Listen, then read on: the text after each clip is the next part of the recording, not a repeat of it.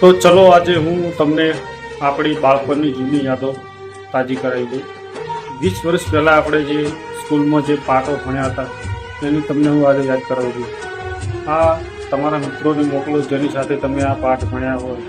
તમારું બાળપણ ખરેખર યાદ આવી જશે.